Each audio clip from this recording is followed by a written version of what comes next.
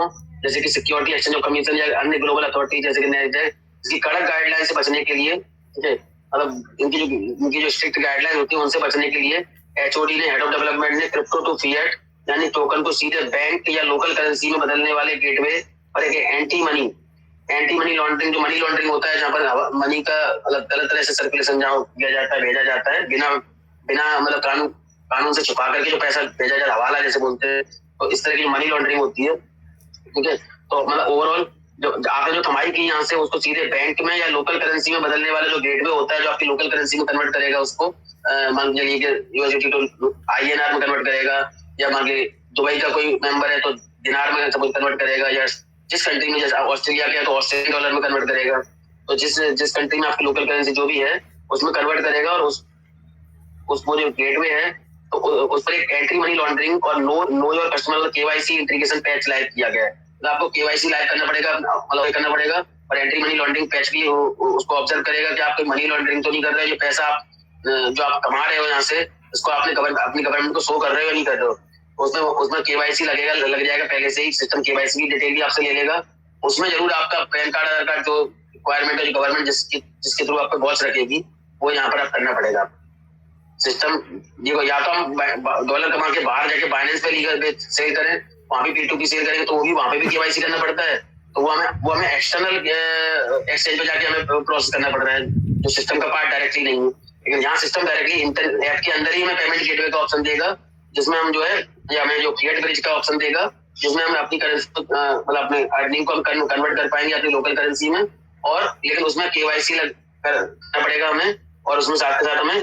ये चेक करेगा कि उस मनी को है money laundering, anti money laundering भी ये पॉइंट यहाँ पर ये पैच जो है काम करेगा, चेक करेगा कि आपकी मनी आप लीगल तरीके से इसको सर्कुलेट कर रहे हो, या इसमें कोई आप मतलब दान नहीं कर रहे हैं, मतलब गलत इस पैसे का वो तो नहीं हो रहा है, छुपा तो नहीं रहे हो किस तरह से, ठीक है। तो उसका मतलब क्या है, इसका सीधा मतलब यह है कि कंपनी फ्यूचर में किसी भी लीगल पचड़े या सरकारी बैन से बचने के लिए ऐप को 100% रेगुलेटेड बना रही है, जब तक यह लीगल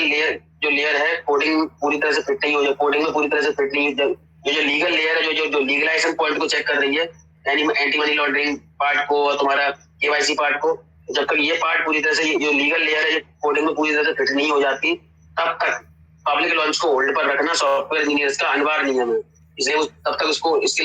लॉन्च को होल्ड पर रखेंगे जब तक ये पॉइंट भी जब तक पूरी तरह से वेरीफाई नहीं हो जाता कि हाँ AML, एंटी मनी लॉन्ड्रिंग और KYC ये सारे पॉइंट जो है, और जो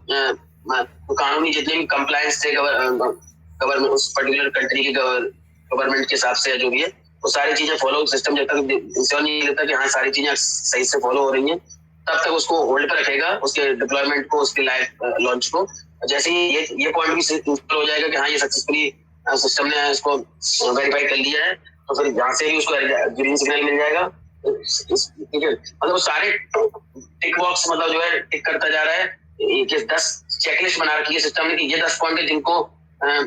सक्सेसफुली इन पॉइंट्स पे हमारी सक्सेस मिलने के बाद ही हम इसको सिस्टम को लाइव करेंगे, तो एक चेकलिस्ट बनती जा रही है और टिक करता जा रहा है, हाँ ये पॉइंट था, ये अचीव हो गया, सेकंड पॉइंट ये था, ये अचीव हो गया। तो सारे 10 पॉइंट जो चेकलिस्ट बना रखी है सिस्टम में से सारे चेकबॉक्स जब टिक होते जाएंगे, हो जाएंगे, तब वो सिस्टम लाइव करेगा। तब तक के लिए अगर डिप्लॉयमेंट करना भी पड़ा सिस्टम को तो प्रोग्रेसिव डिप्लॉयमेंट करेगा, क्या करेगा, प्रोग्रेसिव डिप्लॉयमेंट, ठीक है। अब सेकंड पॉइंट है कि extra features and surprise command यहाँ पर है, तो हिडन सरप्राइज फीचर यहाँ पर ये पहले नजर में नहीं आए थे, अभी आज की कोडिंग में उनको नजर आए। तो ब्लॉक्स में सिर्फ पुराना डेटा सिंक नहीं हो रहा है, बल्कि कुछ ऐसा भी मिला है जो कंपनी ने पहले खुलकर नहीं बताया था, जैसे कि मल्टी चेन ब्रिज का संकेत।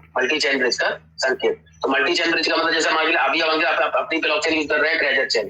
तो आपको केवल अपनी ब्लॉकचेन ही यूज करने का ऑप्शन नहीं मिलेगा, बल्कि आप कभी भी चाहे तो एक ब्लॉकचेन से दूसरी ब्लॉकचेन को स्विच कर पाएंगे आप, मतलब उसको या अपनी करेंसी को दूसरे ब्लॉकचेन की करेंसी में स्वैप कर पाएंगे। आपके पास है मान लीजिए कि एनवीटी जो कि ट्रेजर चेन का नेटिव टोकन है, और ठीक है, और आप गैस किस किस्म कट रही है आपकी एनवीटी में, लेकिन आप उसके बदले में क्या स्वैप कर पा रहे हो, ट्रेजर VND चेन का USDT बाई कर पा रहे हो, उसको मतलब कन्वर्ट कर पा रहे हो, या मान लीजिए इथेरियम का आप USDT उसके बदले में ले पा रहे हो, ट्रॉन का BNB ले पा रहे हो, ट्रॉन का USDT ले पा रहे हो उसके बदले में, तो आप एक ब्लॉकचेन की करेंसी को स्वैप कर सकते हो दूसरे ब्लॉकचेन की करेंसी में, यानी मल्टी चेन ऑप्शन को मिलेगा। यहाँ पर ऐसा नहीं है कि केवल 2 ब्लॉकचेन, हमारी खुद की ब्लॉकचेन और दूसरा सपोज BNB ले लो स्मार्ट चेन, ऐसा नहीं है, यहाँ पर मल्टीपल ब्लॉकचेन का यहाँ पर आपको मल्टी ब्लॉकचेन का ऑप्शन मिलेगा। आप किसी भी एक ब्लॉकचेन की करेंसी को एसेट को दूसरे ब्लॉकचेन की करेंसी में स्वैप कर पाएंगे, ठीक है, तो या मूव कर पाएंगे दूसरे ब्लॉकचेन पर। वही पॉइंट यहाँ पर लिखा हुआ है, पढ़ लीजिए, आपको समझ में आ जाएगा, ठीक है। नेक्स्ट है governance rewards. Governance rewards, governance